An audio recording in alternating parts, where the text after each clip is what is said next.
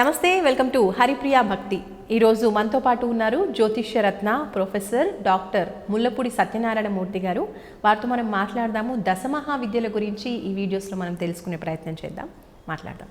గురుగారు నమస్కారం అండి. నమస్కారం గురుగారు. నమస్కారం. దశమహావిద్యలు మీరు ఉపాసకులు, ప్రతిరోజు నిత్యం దశమహావిద్యల గురించి మీరు చాలా విషయాలు చెప్తూ ఉన్నారు మన వీడియోస్లలో కూడా.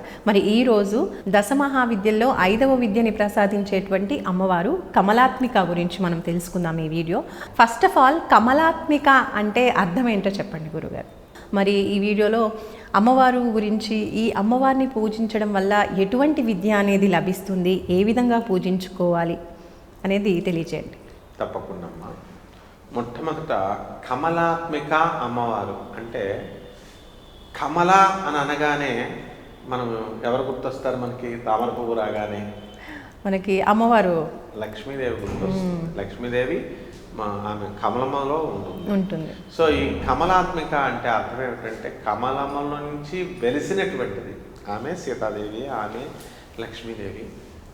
అంత కమలం నుంచి పుట్టినటువంటిది, పద్మం నుంచి పుట్టింది. కాబట్టి ఈ కమలాత్మిక అమ్మవారు ఎవరో కాదనమాట, సాక్షాత్తు శ్రీ మహాలక్ష్మి తల్లి. దశమహావిద్యల్లో నెంబరింగ్ ఏం లేదు, మొదట 5, 2, 3 అని అట్లాగే ఏం నెంబరింగ్ లేదు. ఒక మహావిద్య, ఈమె ఒక విద్యని ప్రసాదించే అమ్మవారు. ఈ అమ్మవారు శుక్రుడు, మనకు ప్లానెట్స్లో ఉన్నటువంటి ప్లానెట్స్లో గ్రహాలలో శుక్రుడికి సంబంధించింది. ఇప్పుడు కూడా దేవతల గురువు బృహస్పతి తారను పూజ చేస్తే, ఈ రాక్షస గురువు అయినటువంటి శుక్రాచార్యుడు మహాలక్ష్మిని చేస్తాడు ఎప్పుడు కూడా. ఆయన భృగు మహర్షి, అందుకనే భృగువారము అని అంటాం. ఏది? శుక్రవారాన్ని. ఆయన లక్ష్మీదేవి ఇద్దరు అన్నా చెల్లెళ్ళు. కాబట్టి ఈ యొక్క కమలాత్మిక అమ్మవారికి శ్రీం బీజం అన్నమాట. ఈ అమ్మవారి కమలాత్మిక ఏంటంటే రజోగుణ సంపన్నమైనటువంటి శక్తి మహాలక్ష్మి. ఓకే. మనకి అష్ట ఐశ్వర్యాలని, తర్వాత సంపదల్ని అన్నిటిని ఇస్తుంది. సాధారణంగా మనందరం కూడా ఐశ్వర్యం అని అనగానే ఒక్క ఆరోగ్యం, అదే ఒక డబ్బేమో అని అనుకుంటాం. కాదు. లక్ష్మి, సంతానలక్ష్మి, అలాగా ఈ గజలక్ష్మి, ఇట్లా డబ్బులతో పాటు ఇవన్నీ కూడా ముఖ్యంగా ఆరోగ్యాన్ని ఇస్తుంది తల్లి. దశమహావిద్యల్లో సతీదేవి ఎప్పుడైతే ఈ యొక్క విగత జీవురాలైందో, చనిపోయి భుజం మీద వేసుకుంటుంటే, శ్రీ మహావిష్ణువు ఇలా చక్రంతో కట్ చేసినప్పుడు ఈ ఆ శరీర భాగంలో ఒక భాగం పడి ఈమె కమలాత్మిక అమ్మవారిగా వెలిసింది. ఈమె మన కొల్హాపూర్లో ఉన్నటువంటి మహాలక్ష్మి, ఈమెనే ఒక శక్తిపీఠం. కాబట్టి ఇవన్నీ కూడా జమ్మూ కాశ్మీర్లో వైష్ణవీ దేవాలయంలో ఉంటాయి. అలాగే కామాఖ్య అమ్మవారి గుడిలో ఈ అష్టాదశ, ఈ యొక్క అమ్మవార్లన్నీ దశమహావిద్యలకు అధిష్టానమైనటువంటి దేవతలందరూ కూడా అక్కడ విగ్రహాలు ఉన్నాయి, స్వయంభూలు. ఇదంతా రియల్గా జరిగిన స్టోరీ. ఓకే. ఇప్పుడు అమ్మవారికి ఏంటంటే అల్టిమేట్ మంత్రం ఏమిటంటే, కమలాత్మికకి ఓం శ్రీం హ్రీం శ్రీం కమలే కమలాలయే ప్రసీద ప్రసీద శ్రీం హ్రీం శ్రీం ఓం మహాలక్ష్మీ నమః. ఇది అమ్మవారి యొక్క మామూలు మహాలక్ష్మి మంత్రం, అదే కమలాత్మిక మంత్రం. ఇంకా అవి కాకుండా అనేక రకమైనటువంటి మంత్రాలు ఉంటాయి, ఏకాక్షరి, 2 అక్షరాలతో, 3 అక్షరాలతో, ఇలా ఎన్ని చేసినా కూడా అక్షర లక్షలు చేయాలి. కోలాసురుణ్ణి చంపింది అమ్మవారు. కోలాసుర అనేటటువంటి రాక్షసుడిని ఈ యొక్క కమలాత్మిక అమ్మవారు చంపింది. అందుకనే కోలాసుర హారిణి అని అంటాం. అలాగే మా మహాకాళి, మహాలక్ష్మి, మహాసరస్వతిలో స్కాంద పురాణంలో అర్గళా స్తోత్రం చెప్పబడి ఉంది. స్కాంద పురాణాంతర్గత రేవాఖండంలో సత్యనారాయణ స్వామి వారి యొక్క వ్రతాలు ఎలాగైతే చెప్పబడి ఉన్నాయో, అలాగే ఈ యొక్క దేవీ మాహత్యము అనేటటువంటిది కూడా స్కాంద పురాణంలో చెప్పబడి ఉంది. అందులో అమ్మవారు శుంభ, నిశుంభుల్ని, మహిషాసురుణ్ణి, ధూమ్రలోచుణ్ణి, ఇలా రకరకాల రాక్షసులందరినీ కూడా మట్టుపెట్టింది. కమలాత్మిక అమ్మవారు ఏమనుకుంటామంటే, మనము ఈ మహాలక్ష్మి కదా, ఆయుధం పట్టదు అనుకుంటాం. ఆమె సాక్షాత్తు ఆమె ఆయుధం పట్టి నరకాసురుని చంపింది. భూదేవి రూపంలో భూదేవి వీళ్ళంతా ఒకటే, సత్యభామలాగా అవతరించి, అలాగే మా నిశుంభుల్ని చంపింది. ఇలా వ్రజాసురుడు అనేటటువంటి ఒక రాక్షసుడు, వృత్రాసురుడు అనే ఒక రాక్షసుడు ఉన్నాడు. వృత్రాసురుడు అతన్ని ఈ అమ్మవారు జ్ఞానినామపి చేతాంసి దేవి భగవతి సా బలాదాకృష్య మోహాయ మహామాయా ప్రయచ్చతి. అలా జ్ఞానుల్ని సైతము మోహంలో పడేస్తుంది. ఆఫ్టర్ ఆల్ వృత్రాసురుడు ఎంత వాడు ఒక విచిత్రమైన కోరిక కొడతాడు. వాడు ఏ ఆయుధం చేత అవ్వకూడదంటే సముద్రపు అలల్లోకి వజ్రాయుధాన్ని, ఇంద్రుడి యొక్క వజ్రాయుధాన్ని దూర్పి వాడు వేసి పడేస్తారు అనమాట. అంటే అక్కడ సముద్ర అలల వల్ల మాత్రమే చావాలి వాడు. మరి సముద్ర అలలకి చావరుగా, అందుకని దాంట్లో సీక్రెట్గా ఇంద్రుడి యొక్క వజ్రాయుధాన్ని మరి చేసి చంపేస్తుంది. ఆ విధంగా అమ్మవారు చాలా చక్కటి ఐశ్వర్యాన్ని ప్రసాదించే తల్లి. ఎవరికైతే భార్యా బాధితులు ఉంటారో, భార్యల వల్ల బాధపడేవాళ్ళు, ఆడవాళ్ళు, ఎస్సీ ఎస్టీ కేసులు పెట్టేసిన వాళ్ళు, పెట్టించేసుకున్న వాళ్ళు, ఎక్కువగా అత్తగారుల బాధలు ఉన్నవాళ్ళు, డబ్బుల బాధలు, మాకు ఐశ్వర్యం రావట్లేదండి అని, మళ్ళీ ఏమండి మాకు సంపద వస్తుంది కానండి ఎక్కువ ఖర్చు అయిపోతుందండి అంటారు వీళ్ళు.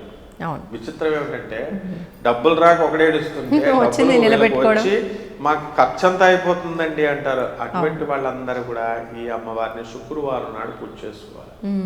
తర్వాత కలవ పువ్వులు, కమల పువ్వులు, ఈ యొక్క తామర పుష్పాలంటే ఈ అమ్మవారికి చాలా ఇష్టం.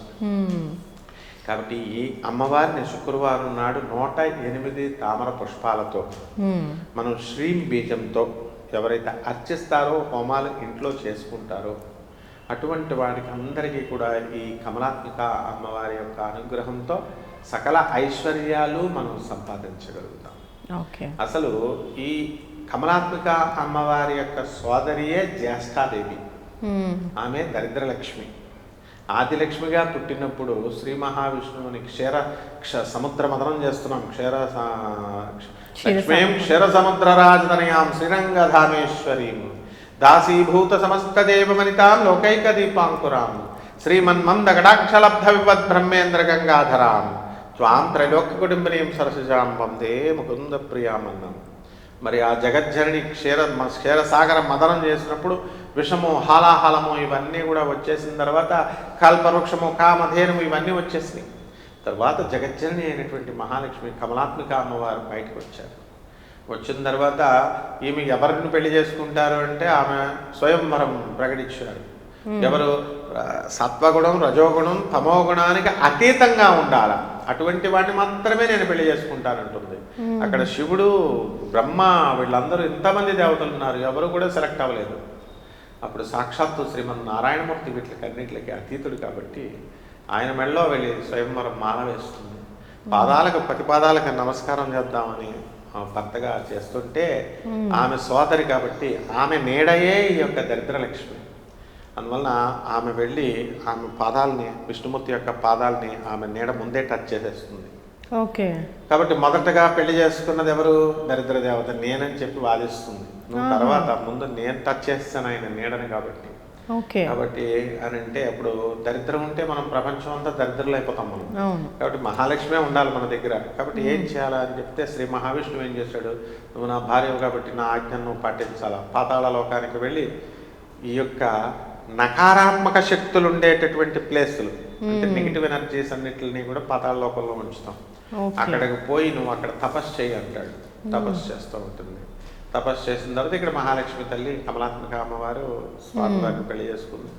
రుక్మిణి రూపంలో వచ్చింది, రాధా రూపంలో వచ్చింది, మహాలక్ష్మి రూపంలో వచ్చింది. చక్కగా వచ్చిన తర్వాత రాధారాణి రూపంలో అవతరించింది.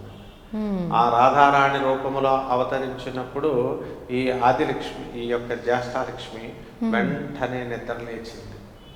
నిద్రలేచి నా భర్తను నేను కాపురానికి తెచ్చుకుంటాను, రైట్ టు కాంజుగేషన్ అని చెప్పి కాపురానికి తీసుకెళ్ళమని నోటీస్, అలాగే ఆడవాళ్ళు పంపిస్తున్నారో ఒక నోటీస్ పడేస్తుంది ఆయనకి, శ్రీ మహావిష్ణువుకి. అప్పుడు వచ్చేస్తే శ్రీ మహావిష్ణువు చెప్తాడు, ఇప్పుడు ప్రళయం రాబోతోందని బలరాముడికి చెప్తాడు, వచ్చేస్తుంది దరిద్రం అని. మరి ఎలా అంటాడు బలరాముడు? ఆపకూడదు, రాధారాణికి చెప్పకూడదు అంటది వచ్చి, నేను నీ భార్యని జ్యేష్ఠాదేవిని, నువ్వు నాకు చెప్పకూడదు ఆమెకి నేను వచ్చినట్టుగా. నేను నా సొంత టాలెంట్తో రాధాదేవి లక్ష్మీదేవిని కమలాత్మిక అమ్మవారిని ఒప్పించి నేను లోనకు వచ్చేస్తా, నీ రాజ్యాన్ని ఆమె ఎలా రక్షిస్తుందో చూస్తాను అని చెప్పి ఇది టెస్ట్ నాకు తనకి. ఒకవేళ నేను కనుక ఓడిపోతే ఇక ఎప్పటికీ నేను రాను విశ్వంలోకి, పాతాళ లోకంలోనే ఉంటానని ఒక్కసారి ట్రై చేస్తుంది రాధారాణి కాలంలో. అప్పుడు శ్రీకృష్ణ పరమాత్మ సరే అని చెప్పి రాధారాణికి చెప్పడు. రాధారాణి ఏం చేస్తుంది, తాను పోన్లే, రాధారాణి అంటే రాధే, రాధ కమలాత్మిక అమ్మవారు, మహాలక్ష్మి, రాధమ్మ తల్లి, కృష్ణుడి లవర్, కృష్ణుడి ప్రాణం, కృష్ణప్రియాయ నమః. అప్పుడు ఆ జగజ్జనని రాగానే అమాయకురాలు అనమాట. అంటే పతిప్రదాయ నమః అని చదువుతాం మనం. అది చదువుతున్నప్పుడు పవిత్రాయ నమః అని ఆ లైన్ చూపించింది నాకు. ఇదేమిట్రా నాయన పవిత్రాయ నమః అంటే ఆ అమ్మవారి పవిత్రమూర్తి ఎవరైనా ఉన్నారంటే రాధమ్మ తల్లి అనమాట.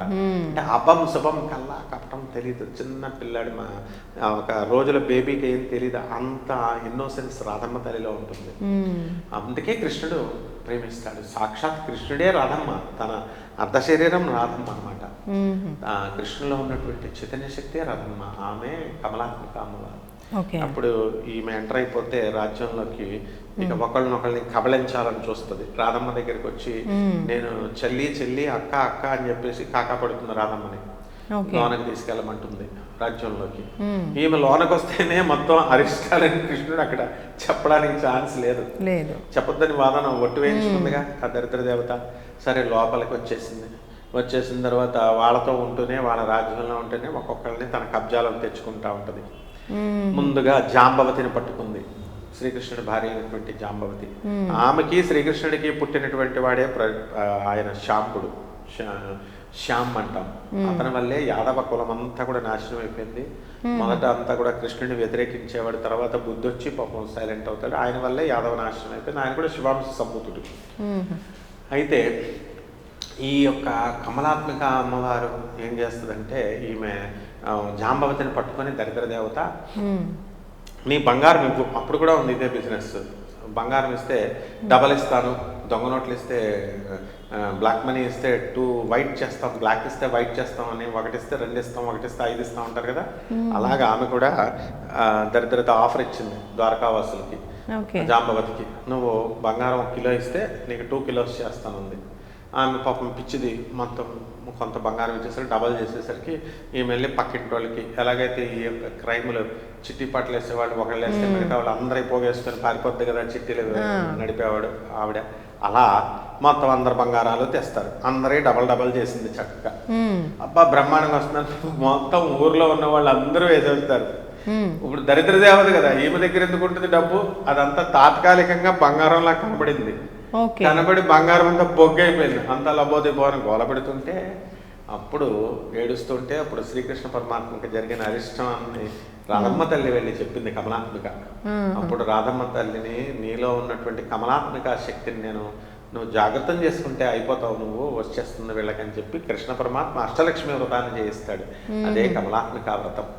ఆ కమలాత్మిక వ్రతాన్ని పూర్తి చేసినప్పుడు ఒక్కొక్క లక్ష్మిని జాగృతం చేస్తాడు. తానే రాధని, తానే మహాలక్ష్మి, తానే కమలాత్మిక అనే విషయం మర్చిపోద్ది రాధమ్మ సుధాముడి యొక్క శాపం వల్ల. ఎప్పుడైతే ఒక్కొక్కటి అష్టలక్ష్ముల్లో కమలాత్మిక అమ్మవారు జాగృతం చేసిందో ఆటోమేటిక్గా వీళ్ళ బంగారాలు, సర్వసంపదలు అన్నీ వచ్చేస్తాయి.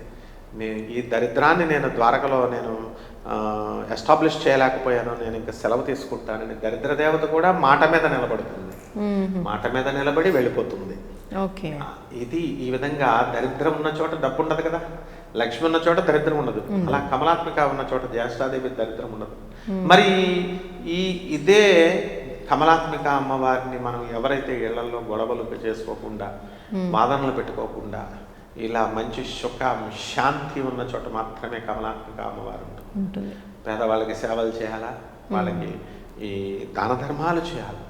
ముఖ్యంగా ఈ యొక్క భార్య బాధితులు, కోర్టు సమస్యలు, భార్యలు పెట్టినటువంటి 498A కేసులు, 454 454 సెక్షన్ ఏ బైగామీ 495 అంటాం దాన్ని, 495 యాక్ట్, రెండో పెళ్లి చేసుకుంటున్నాడు అని ప్రయోగాలు, 494 ఆల్రెడీ మ్యారేజ్ చేసేసుకున్నాడు రెండో పెళ్ళాన్ని.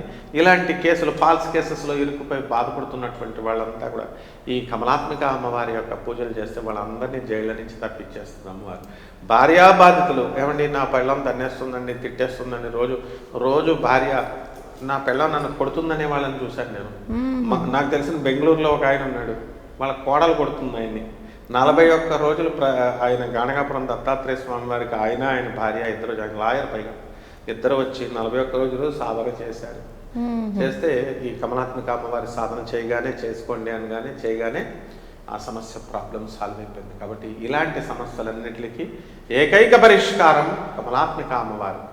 చక్కగా గురువుల దగ్గర మంచి గురువుల దగ్గర తీసుకుని సాధన చేసి మంత్రం యందు ఎలా ఉండాలని నమ్మకం ఉండాలి. మంత్రంలో అక్షరాలే కదా అని అనుకున్న మంత్రం ఫలించదు, విగ్రహంలో రాయే కదా అని అనుకున్న మంత్రం ఫలించదు, దేవతా విగ్రహంలో రాయే కదా, గురువులో మనిషే కదా అన్న భావన వచ్చినా మంత్రం ఫలించదు. అందువలన చక్కగా కమలాత్మిక అమ్మవారి సాధన ఎవరైతే రియల్ ఇంట్రెస్టెడ్ మన వీడియో చూసి ఇన్స్పైర్ అయిపోతారు, అప్పటికప్పుడు ఫోన్ కొట్టేస్తారు వెంటనే చూడగానే. ఆ తర్వాత మళ్ళీ ఉండదు, రేపు చేయంటే ఇంకా ఉండదు, ఆ ఊపు ఉండదు. అలాగే మంత్రం తీసుకుంటారు, ఒక 20 రోజుల్లో సూట్ కేసు పట్టుకుని లక్ష్మీదేవి డబ్బులు రాలేదు, బంగారం తేలేదని వదిలేస్తారు.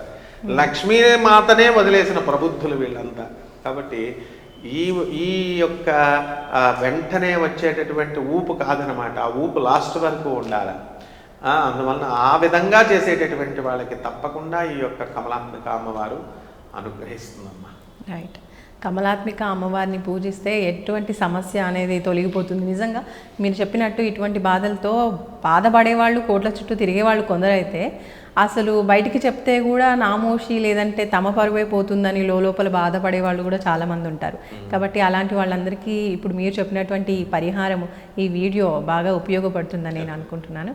సో ఇంత మంచి పరిహారం అందించినందుకు ధన్యవాదాలు గురువుగారు అందరి తరఫున.